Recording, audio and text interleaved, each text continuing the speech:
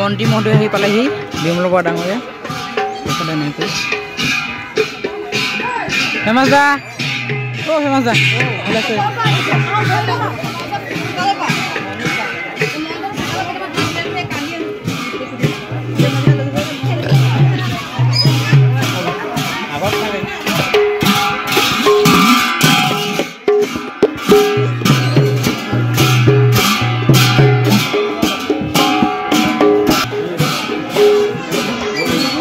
আমি সকলোকে নামঘৰলৈ প্ৰৱেশ কৰিব আৰু শৃংখলাবদ্ধভাৱে অৱস্থান গ্ৰহণ কৰিবলৈ অনুৰোধ জনাইছোঁ।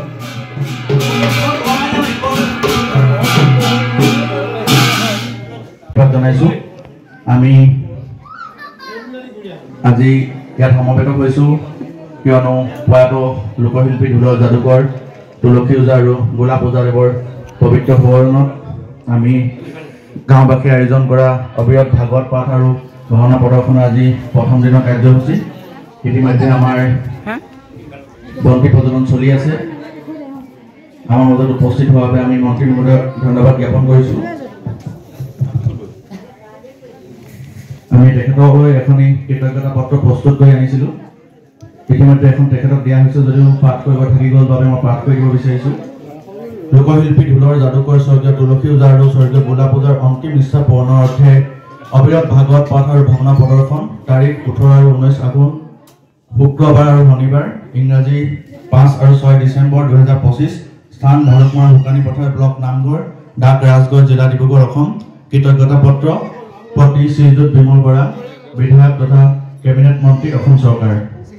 শ্ৰদ্ধা ভাজন একো বাট চৰাতে আপোনালৈ যাচিছোঁ আমাৰ ভক্তি বৰা সশ্ৰদ্ধ প্ৰণিপাত। লোকশিল্পী ঢোলৰ যাদুকৰ স্বৰ্গীয় তুলসী ওজা আৰু স্বৰ্গীয় গোলাপ ওজাই অনেক দুখ কষ্টৰ মাজতো ঢোলৰ প্ৰচাৰ আৰু প্ৰসাৰৰ বাবে ব্ৰতী হৈছিল। শিল্পী দুজনৰ অন্তিম ইচ্ছা পূৰণৰ অৰ্থে ইংৰাজী 5 আৰু 6 ডিচেম্বৰ শুক্ৰ আৰু শনিবাৰে অবিৰত ভাগৱত পাঠ আৰু ভাওনা প্ৰদৰ্শনৰ আয়োজন কৰা হৈছে। তদুপলক্ষে আপোনাৰ প্ৰধানতাই নিৰ্মিত লোকশিল্পী তুলসী ওজা পথ উদ্বোধনৰ এই পবিত্ৰ ক্ষণত আপোনাৰ উদ্বোধক হিচাপে আমাৰ মাজত পাই আমি অতিশয় আনন্দিত হৈছোঁ। হে মহানুভৱ, সমাজৰ প্ৰতি থকা দায়বদ্ধতা আৰু মানৱ দৰদী মনৰ অধিকাৰী হৈ ৰাইজৰ সেৱাৰ্থে কৰ্মজীৱন আগবঢ়াই যোৱা আপোনাৰ এই মহানতাক আমি শ্ৰদ্ধাৰে শলাগ লৈছোঁ। অনেক দুখ কষ্টক নেওচি সমাজখনক আগুৱাই নিয়াৰ স্বাৰ্থত আপুনি যি সেৱা আগবঢ়াই আহিছে সেয়া আমাৰ বাবে সদায় আদৰ্শনীয় আৰু স্মৰণীয় হৈ ৰ'ব। এই আপাহতে আপোনালৈ এই পবিত্ৰ স্থান আৰু পবিত্ৰ ক্ষণক সমবেত সুধী সমাজৰ সাক্ষাতত আন্তৰিক কৃতজ্ঞতা আৰু ধন্যবাদ জ্ঞাপন কৰিছোঁ। আমি আপোনাৰ কৰ্মৰাজিৰ বাবে আজিৰ শুভ ক্ষণত আপোনাক শত সহস্ৰ প্ৰণিপাত জনোৱাৰ লগতে ভগৱন্তৰ শ্ৰীচৰণত প্ৰাৰ্থনা জনাইছোঁ। আপোনাক তেৰাই সুস্বাস্থ্য আৰু সুদীৰ্ঘ জীৱন প্ৰদান কৰক। সেৱাৰে দেৱেন নেওগ সভাপতি, লক্ষেশ্বৰ নেওগ সম্পাদক উদযাপন সমিতি, দুলু নেওগ সভাপতি, ৰাজু নেওগ সম্পাদক নামঘৰ পৰিচালনা সমিতি। ইতিমধ্যে এখন যদিও মন্ত্ৰী মহোদয়ক দিয়া হৈছে তথাপিতো আমি ইয়াত আনুষ্ঠানিকভাৱে আকৌ এবাৰ তেখেতক অৰ্পণ কৰিব বিচাৰিছোঁ। দাদা আহিলে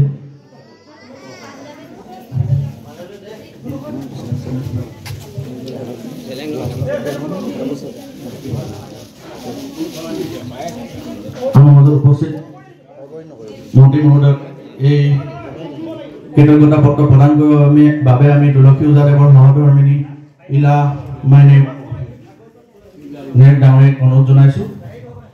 আৰু তাৰ প্ৰাকমুহূৰ্তত তেখেতক এখন ফুলাম গামোচাৰে শ্ৰদ্ধা জনাব নামঘৰ পৰিচালনা সমিতিৰ হৈ ৰাজু নেওগে।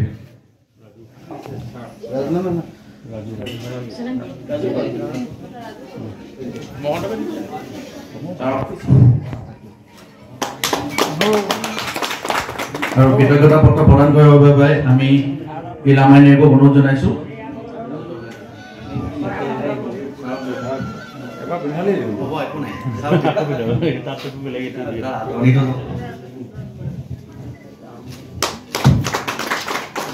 পত্ৰখনি প্ৰদান কৰিবৰ বাবে অনুৰোধ জনাইছোঁ।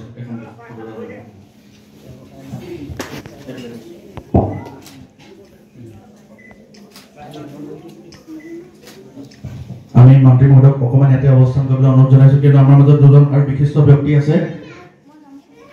মন্ত্ৰী মহোদয়ক জিম্পি গগৈ নেওগে নিজাববীয়াকৈ আদৰণি জনাব বিচাৰিছে।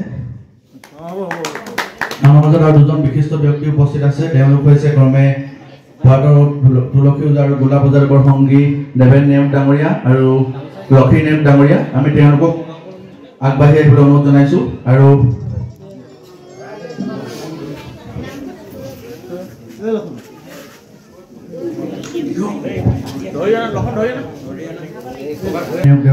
ডাঙৰীয়াক মন্ত্ৰী মহোদয়ে সম্বৰ্ধনা জনাবৰ কাৰণে অনুৰোধ জনাইছোঁ।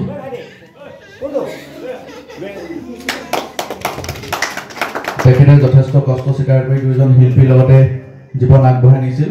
এতিয়া বৰ্তমান তেওঁ ৰোগগ্ৰস্ত। আৰু আমি লক্ষী নেওগ ডাঙৰীয়াকো মন্ত্ৰী মহোদয়ক